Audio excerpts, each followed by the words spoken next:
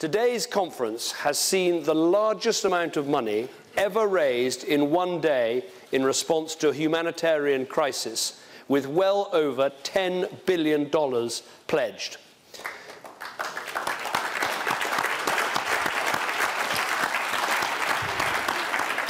Today has been and is a day of hope, a day about saving lives, a day about building futures, a day about giving people the chance of a future, the chance of a life. And I want to thank everyone that has come and been so generous with their time and with their resources to help this desperate situation.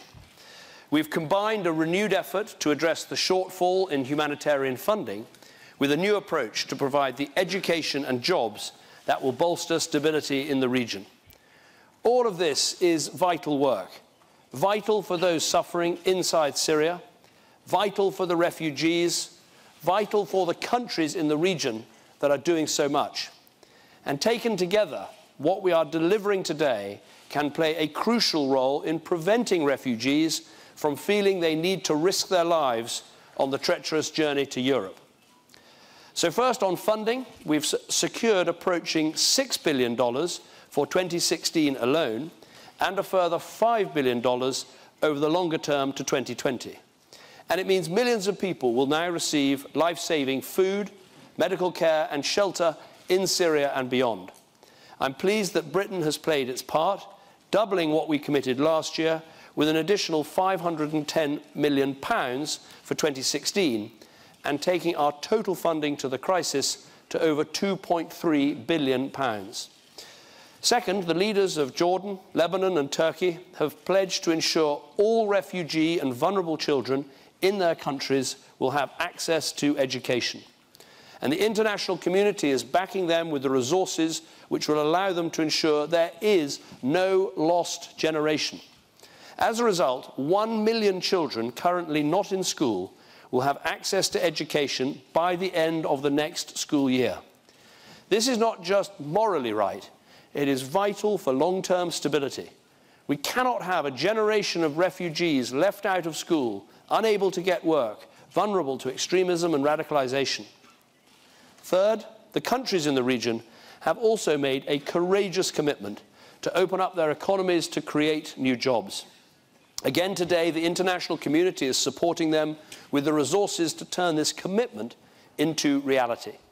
Along with funding for the UN appeals, this includes around $40 billion of loans from international financial institutions and the opening up of European markets to encourage growth and investment in the region. As a result, there will be over 1 million new jobs in the region for refugees and residents alike. Now, of course, today's achievements are not a solution to the crisis. We still need to see a political transition to a new government in Syria that meets the needs of all its people. Brave aid workers still need access to the hundreds of thousands of innocent Syrians stuck in besieged towns. We must urgently redouble our efforts to prevent the intolerable levels of violence against civilians, ensuring all parties in the conflict bring an immediate end to the ongoing violations of international humanitarian law.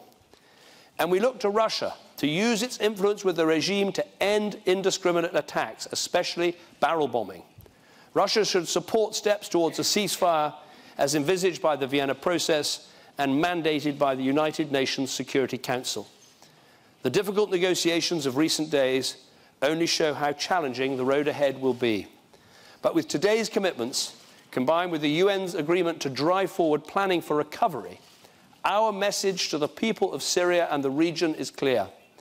We will stand with you and we will support you for as long as it takes to secure peace in Syria, to restore stability to the region, and to give Syrian refugees a chance to go back and rebuild their homes and their country. But the crucial point about today is the money raised will save lives, will give hope, will give people the chance of a future. And that, I think, is a good and vital day's work. Secretary General. Thank you, Prime Minister David Cameron. Good afternoon, ladies and gentlemen. Never has the international community raised so much money on a single day for a single crisis. The Supporting Syria and the Region conference has been a great success. And I'd like to thank and highly commend the leadership of Prime Minister David Cameron and co-sponsors Federal Chancellor Angela Merkel of Germany and Erna Solberg, of Prime Minister of Norway, and His Highness Emir of Kuwait for their strong leadership, engagement, and generous contributions. And many other countries, very generous contributions. As of this moment, as just said by the Prime Minister, more than 10 billion has been pledged, more than half to meet immediate needs in 2016. I thank again all the participants for their generosity and solidarity in supporting Syrians who are enduring prolonged, horrendous suffering. Today's pledges will enable humanitarian workers to continue reaching millions of people with life-saving aid. The promises of long-term funding and the loan mean that humanitarian and development partners will be able to work together to get children back into school, design employment programs, and begin rebuilding infrastructure. The commitment of countries hosting large numbers of refugees to open up their labor markets is a breakthrough. I thank the governments of Jordan, Lebanon, and Turkey for choosing solidarity over fear. I'm also encouraged by the commitments to get 1.7 million children in Jordan, Lebanon, and Turkey into school, and to increase access to learning opportunities for children inside Syria. Perhaps most important, I welcome the shared commitment of today's attendees to use their influence to end sieges and other grave human rights abuses. What will most help the people of Syria is not just the food for today, but hope for tomorrow. Yet the parties to the conflict remain deeply divided, even on improving the humanitarian situation. I agree with the Special Envoy Staffan de Mistura that we should not have talks only for the sake of talks. The coming days should be used to get back to the table, not to secure more gains on the battlefield. The international community should strive to achieve tangible progress on the ground by the time the talks resume. I thank the British government for hosting us today, and thank the co-host again and all participants for their commitment and leadership to the people of Syria and for the peace and stability of the region. I thank you very much.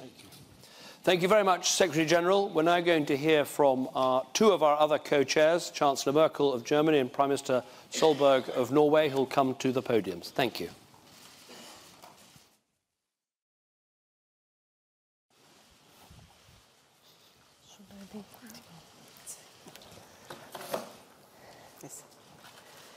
Ladies and gentlemen, dear David Cameron, Secretary General, I think this has been an important day with an important message for the people in Syria, the people who are suffering so desperately, all those displaced and refugees within the country, but also the refugees that have fled to the neighboring countries of Syria, where they have found a new home or at least an opportunity to survive and to live. It is an important signal, a signal that over the next years $11 billion will be made available, and it is also very important that we have $6 billion for this year. Obviously, this means that the work has to start straight away, but before I talk about that, I would like to say thanks. Thank you to Turkey, to the Lebanon, and to Jordan. With their own population, they are now prepared to share with the refugees from Syria. This is incredible, and for all of those that we are receiving refugees, we know what it means when you have so many new people that are trying to seek refuge in your country. It is an enormous effort, it is an enormous achievement, and what we can do by providing some funds for you, that is one element, but what you do is much more important, and what we want to do is to help people not to have to embark on these very dangerous journeys that would take them to Europe. We were talking about many things today. We try to find answers to the humanitarian crisis. We want to secure the programs of the United Nations and of UNICEF. Germany has made a contribution for 2016, 1.2 billion euros, and we have very much focused on supporting the World Nutrition Programme so that food rations will not be reduced again. And obviously we're also talking about the education of the school children. David Cameron has already mentioned it. What we achieved today is very important. We are talking about education for children and work for the adults. Education and training for young people and jobs for adults, that is very important, and we will work very hard. And I'm very grateful to Turkey and Lebanon and Jordan so that they are now giving work permits, because obviously there's also a competition between those that have always been living in those countries and those that have newly come into those countries. The European Union will do everything possible in order to improve the export conditions, to give certain trade preferences so that the products can then be sold, because nothing is better for people than having an opportunity to be able to work. All in all, Germany will make a 2.3 billion available. We will start with that this year, and I think the dual message of today is very important. First of all, 2016, we will have the money for the important things, but the projects can be continued. We do have a prospect for the future. That obviously does not replace the political process, which needs to be reinforced for the future, and we call upon all people involved, we call upon the Assad regime and the others to come to a point that we don't create more misery, that we don't cause more people to flee the country, but that we have a political process underway. And I think the willingness of the international community to make their contribution is something that should be encouraging for all of those that are participating in the political process in order to make progress on behalf of the people. Ladies and gentlemen, today all have agreed that we will have no lost generation due to the Syria crisis. We have made access to learning and protection of education a top priority in our response.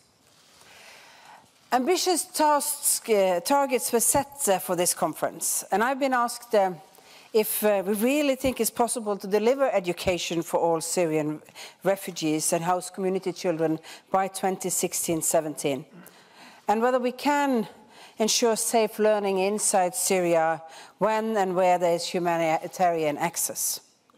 And I think we all know that this is not going to be easy. But today's conference has taken us steps in the right direction. A significant amount has been made available by donor countries and private sector to invest in schools, to expand double shifts, to employ teachers, to support non-formal education, and much more. And now it's time to start to closing the education gaps, building on the great work already undertaken by the neighboring countries in partnership with the UN and civil society. There's a lot of things that should be done for refugees in the neighboring countries and to help the emergency situation inside Syria. But education is an investment in Syria's future and in the future stability of the region. Hence, it's an investment in all of our common interests. I would like to use this opportunity to thank Prime Minister Cameron and the British government for their hospitality and the hard work that they have put into this conference.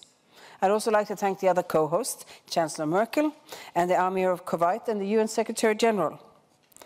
But not the least, we should all thank the governments of Lebanon, Jordan and Turkey for the big responsibility they take by hosting refugees who have sought protection.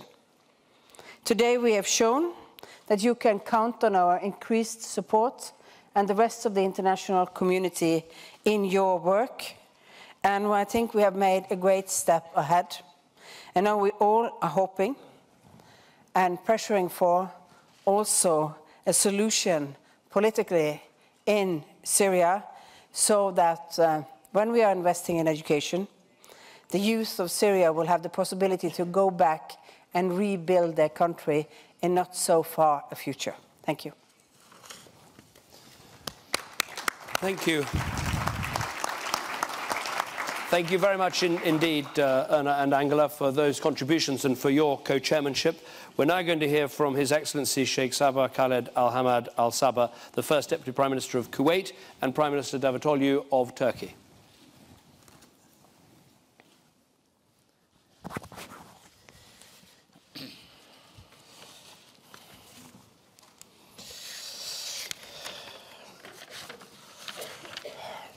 Bismillah ar-Rahman ar-Rahim. In the name of God, the Merciful, the Compassionate. لقد كان مبعث سرور لبلادي. It was a great source of pleasure for my country to participate in this very important conference, to be alongside the co-hosts of this conference.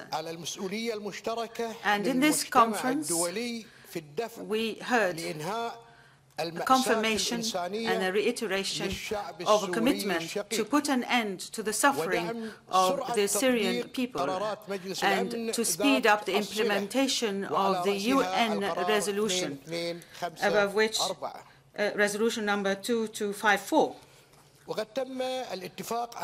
We have agreed on a working mechanism to follow up the results of this conference and to seek to find out what has been already achieved via the work of the UN agencies through activities that will be run in the future, amongst which is the first humanitarian summit conference, which will be held in Istanbul at the end of May next.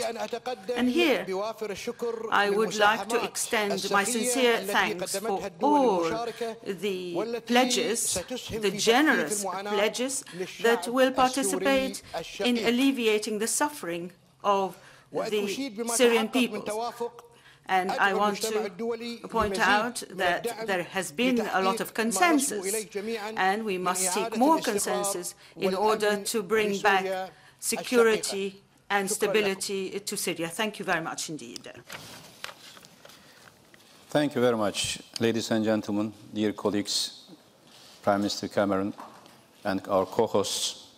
First of all, I would like to thank our co-hosts, all of them, and of course, Secretary General of the United Nations for this very timely, very meaningful conference. It was meaningful because it was a message to all victims of this crisis, Syrians, children, men and women, everywhere in the world.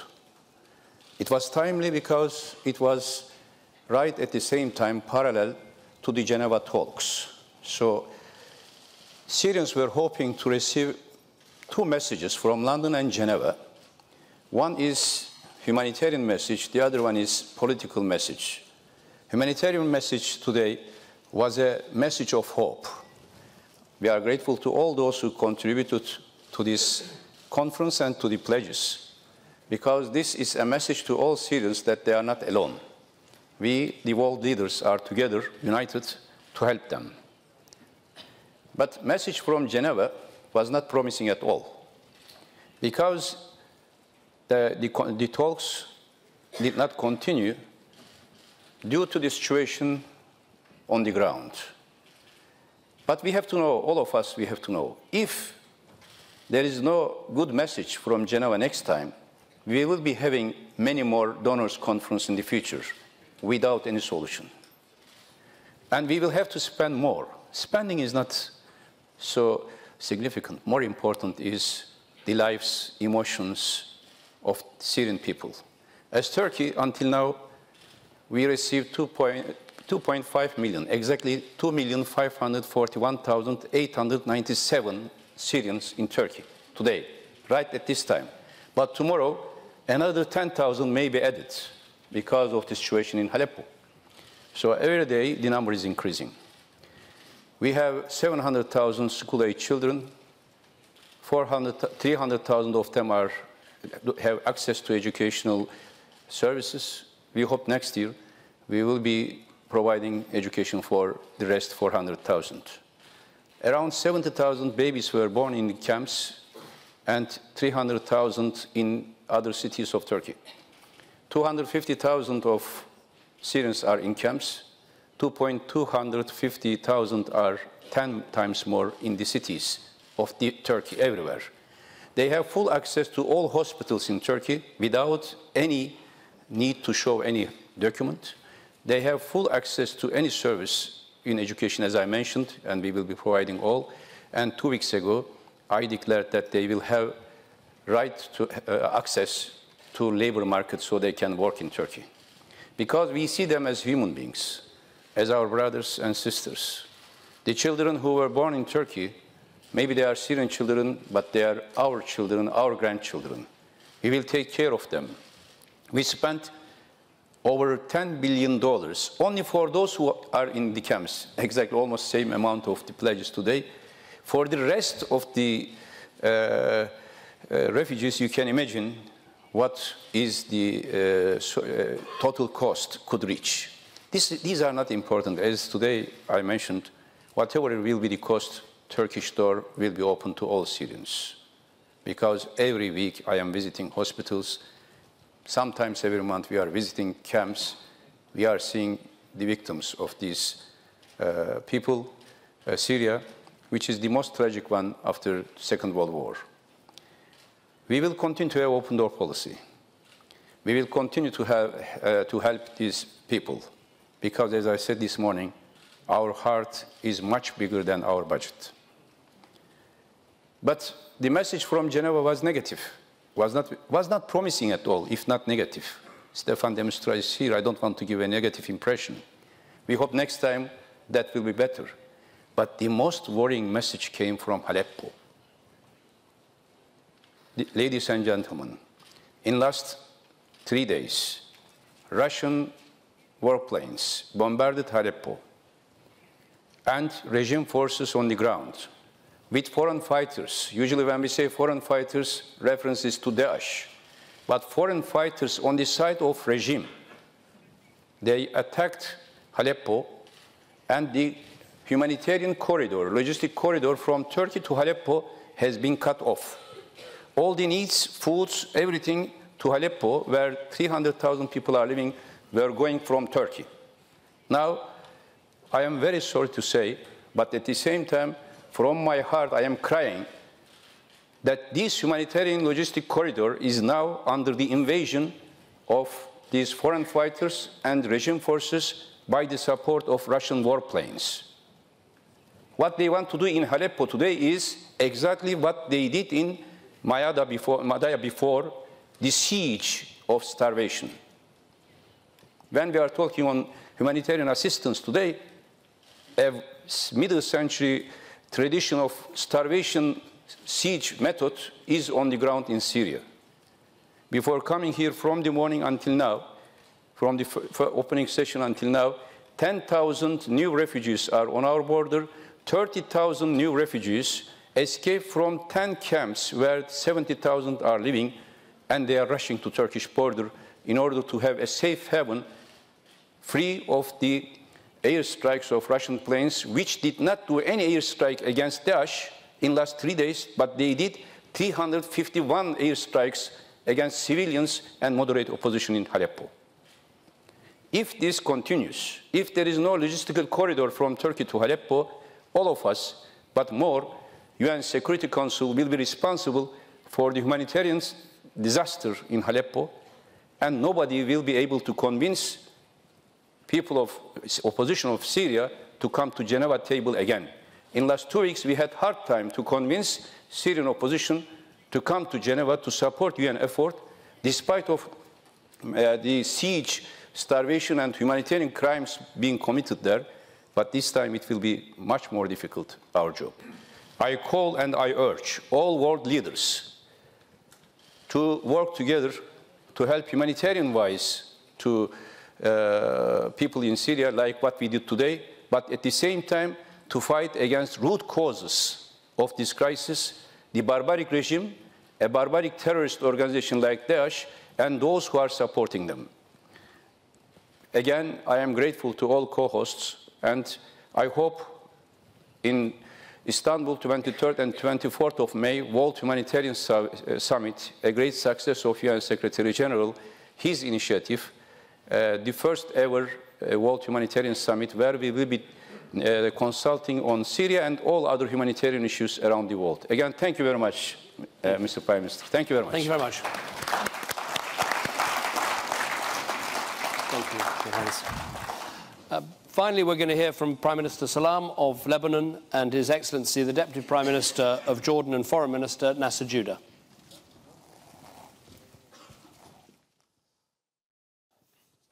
Thank you very much. Thank you. Ladies and gentlemen, I start by thanking the UK, Prime Minister Cameron in person, for the successful organization of this conference, and also the co-hosts for their support to realize what we all expect, a success of this conference. I would also like to refer to our partners in this plight, in this refugee situation, Jordan and Turkey. And I would like to say, yes, today was a dynamic day, was a very agitated day, with all the speeches, all the interventions, and all the positions taken to highlight the difficult situation our countries and the refugees are undergoing.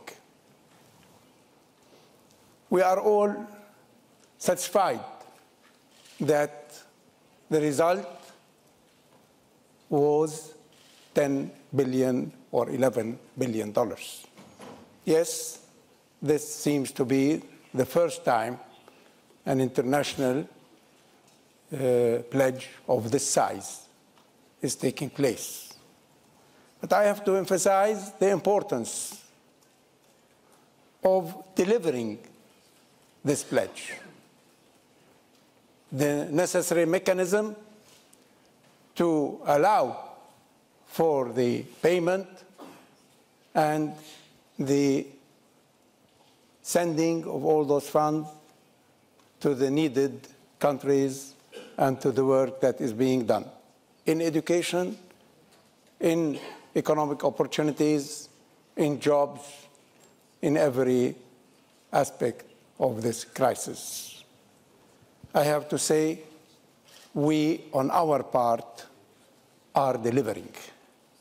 We are delivering because we are head front, all engaged in this plight and giving all the hospitality, all the aid, taking all the measures needed to keep the refugees not only warm in their homes, under shelter, receiving education, receiving food, but also preserving their dignity, preserving their human feelings in a time when, unfortunately, atrocities are being committed right and left in the region, in Syria in particular, and damage to the people of that region is a non-stop, ongoing affair. Therefore, yes, we would stress the importance of a political solution for the Syrian crisis and for many other situations in the region and worldwide. Yes, a collective, international, genuine effort has to be deployed. We appeal and request to all, especially the big powers, especially those who have the means and influence, and in particular Europe, yes, to take care of that situation and find some serious solutions. We will not give up. We will go on handling the situation and look forward for more conferences, more meetings, and more sharing the difficulties. Thank you, all of you, for all you have been doing, and we will keep our promises on our part and keep our responsibilities. Thank you. Thank you very much, Prime Minister. Huge thanks to the government and people of the United Kingdom for your hospitality and for the efficient organization of this conference, which I believe has produced an historic outcome. And it is truly nothing short of historic. And if there's any conference that translates words into action, we witnessed it today. And thank you also to all the co-chairs, Secretary General, Chancellor Merkel, Prime Minister Stolberg, and of course Kuwait and Turkey and Lebanon, our partners. Let me just say that today was extremely important in terms of the pledges that we saw and felt. But this was a political conference par excellence. This was a conference that was designed, in my opinion, to invest in the security and stability of the region and consequently the security and stability of many countries, not least of all the security of Europe and the rest of the world. It is truly a global issue that we are dealing with. So having said that and having mentioned to many in previous discussions that there has to be a holistic approach to the crisis in Syria and everything that is related to the crisis in Syria. We have seen this week, and this week only, this hugely important conference, a discussion also on our continued effort regarding extremism and terrorism and how to fight them and combat them effectively. But also we saw the launch of negotiations in Geneva, yes, suspended for now, but a collective effort and determination to have them resume as soon as possible. Ladies and gentlemen, there is no humanitarian solution to the crisis in Syria. There's a political solution that will end humanitarian suffering. There's a political solution that will help us all fight extremism and terrorism, which is, again, a global threat. So I believe that we're all in this together. This humanitarian crisis, unprecedented humanitarian crisis, has spilled over to the countries neighboring Syria, but then the overflow of the spillover has been witnessed by many, not least of all in Europe. And after 6 years, I think you all know the facts and figures, after almost 6 years of this crisis, Jordan today has a population, 20% of whom happen to be Syrian. This is something that no country, regardless of political or economic might, can cope with. Our aim is to ensure that Jordan will be able to continue carrying the burden of Syrian refugees as we have reached our limits, because our infrastructure has been stretched way beyond its abilities. Let me quote from His Majesty King Abdullah II's remarks this morning when he said, and I quote, "By partnering with Jordan and supporting our refugee response, you will not only be addressing the urgent needs of millions, you will be helping my country continue to do the right thing, fulfilling a critical role in our region and staying strong for the world," end quote. This is exactly what Jordan is all about, ladies and gentlemen. We are there, an island of stability in an otherwise volatile region, providing an example of stability and security, challenged immensely by this added responsibility of the Syrian refugees. And as we keep reminding the rest of the world that we are operating as one international community, then I believe that what Jordan's doing on behalf of the international community has to be supported by the rest of the members of the international community. Let us not, and I agree with Prime Minister Davutoglu, let us not forget the humanitarian situation elsewhere in Syria. Starvation and needless death from disease in different towns and villages in Syria, particularly a town like Madaya, really must keep us up at night in order to find solutions. Let us not also forget Palestinian refugees and their plight and the plight of refugees everywhere around the world. Let's hope that this is an example of how we can deal effectively with these issues. Help us to help the Syrians, help us to help you so that we can help each other address the Syrian situation effectively. Just a couple of words in Arabic, if I may, Prime Minister and dear colleagues. I hope. I want to reiterate my grateful thanks to David Cameron and to the government of the United Kingdom, as well as to the co-hosts, the Secretary General of the United Nations, Her Excellency Angela Merkel, the Prime Minister of Norway, Kuwait, Turkey, the Prime Minister of Lebanon. Yes, we are facing those challenges as an international community. We are bearing this additional burden as a result of the Syrian refugees, as a territory, as a region, and as an international community. And therefore, we always want to remind that this conference is a political conference, in a distinguished way. And as His Majesty the King said this morning that, of course, as far as the priority is concerned for him is the Jordanian person. So we need solutions in order to enable Jordanians to bear this burden, which has no precedent. And of course, the replies were positive, and we appreciate them. And we say that now we are at the beginning of the road. We have come to a crossroad. The first step is that the world should respond to this so that we can find a solution to the Syrian crisis.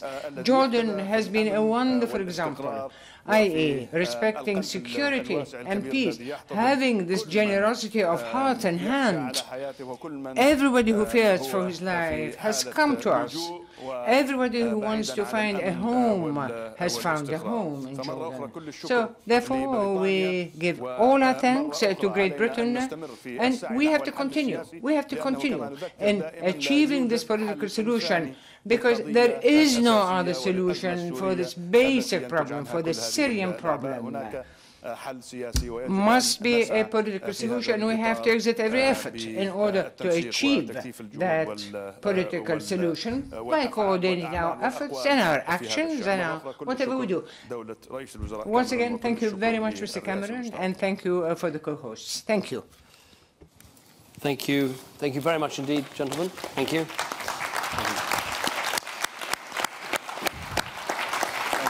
Thank you. We have some questions now. I think we're going to start with the British media and Bridget Kendall from the BBC. Yes, Bridget Kendall from the BBC. Prime Minister, Secretary General, distinguished guests, there have been previous donor conferences for Syria, and every time it just seems as though the refugee crisis gets bigger and the fighting gets worse. Isn't there a danger the same thing is happening this time round and all your impressive pledges will ring rather hollow? And if I might just add a very specific question to you, Mr. Cameron, after your meetings here today, how confident are you in getting the backing of EU leaders for your plans for EU reform? Well, what I'd say about the conference today is that it will make a difference. It will make a difference in terms of saving lives, in terms of providing medicine, in terms of providing shelter and food. And these are important because we're fulfilling our moral responsibility as countries to those people who are caught up in this terrible conflict. So today will make a difference.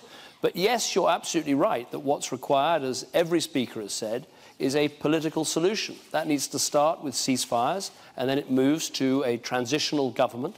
And in the end, what we need in Syria is what we need everywhere in the world, a government that can represent the interests of all the people of Syria. But before that happens, and even after that happens, there are going to be millions of Syrians in the region, in Syria itself, who are going to need our help. And what we've done today is raise the money, raise the pledges. Now we need to see the money, raise the pledges to make sure those people can at least have the chance of a future because they're able to stay alive. And because of the way this conference has been organised, they're able to provide for themselves and their families in the countries neighbouring Syria. A real breakthrough, not just in terms of money, but in terms of how we handle these refugee crises. Now, as for the second issue raised, I've had the opportunity of lots of very positive meetings here, but today isn't about Britain and Europe. Today is about Syria. It's about Syrian refugees and how we help them. And I think we've gone a long way to raising the money that's going to be needed this year in advance of what we hope is a political solution. I think the second question we've got from the German media, I think from ZDF.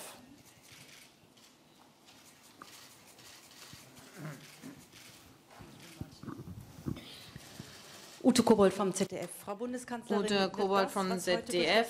Auch Deutschland und den Ms. Merkel, whatever was decided today, is this going to help Germany and the Germans? And is this a kind of liberating coup? Well, today we saw in a very impressive way how people in Syria suffer and how difficult it is for the refugees to leave their home country, and how they find refuge in the neighboring countries, and therefore that's the top priority for me. But nobody leaves the country without thinking about it. There are 6.5 million people at least who have been displaced within Syria, who have to move. There are more than 5 million outside of Syria who have been displaced. And we do everything possible to make sure that they don't need to be away from their home country. And the conference here made a significant contribution to this. Nevertheless, it does not replace the humanitarian responsibility of Europe. If we see here what the neighboring countries are making available that are very small in terms of inhabitants who accommodate a lot of refugees, I think then it is important that Europe makes a contribution.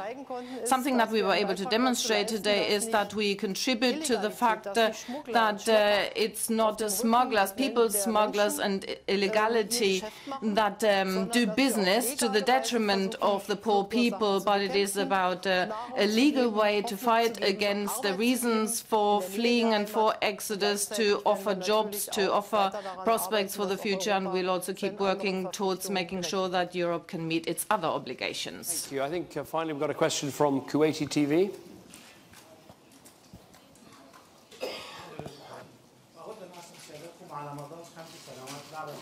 دورا رئيسيا في مساعدة اللاجئين السوريين. No.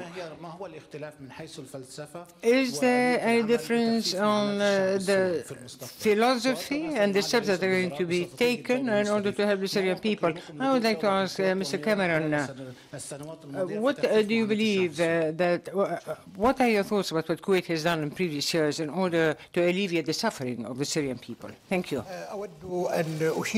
First of all, at the very outset, I would like to thank all those countries which have applauded what Kuwait has done. And of course, there are the co-hosts, especially in the fourth conference here. Now, the position of Kuwait as far as its commitment towards its brethren, Syrian brothers and sisters, in order to alleviate the suffering of those people. Now, the philosophy of this conference, of course, the basic concept is to have opportunities for education, to have jobs which will be created. Of course, and as far as the humanitarian matters are concerned, there is a responsibility which falls on us all, together with the United Kingdom, with Germany and Norway, to offer those programs. And we, yes, we were capable of submitting those ideas to the conference. And you had said, His Excellency David Cameron, he has told you what has been achieved through the pledges that we have had to. But I want to say that the three conferences which were held in Kuwait, yes, Kuwait wanted to go even further.